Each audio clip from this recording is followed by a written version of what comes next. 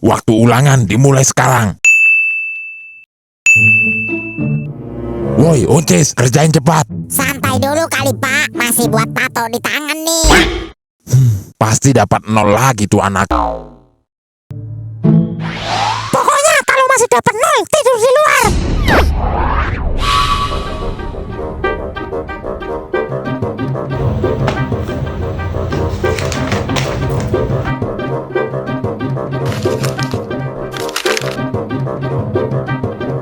Cepet bener, pasti jawabannya ngasal lagi.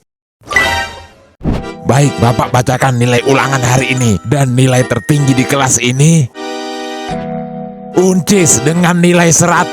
Wah, bukan saya Pak. Bukan, kamu di bawah Uncis. Dapat 90, masih lumayan. Turun. Gak sopan kamu. Maaf, refleks saking senengnya.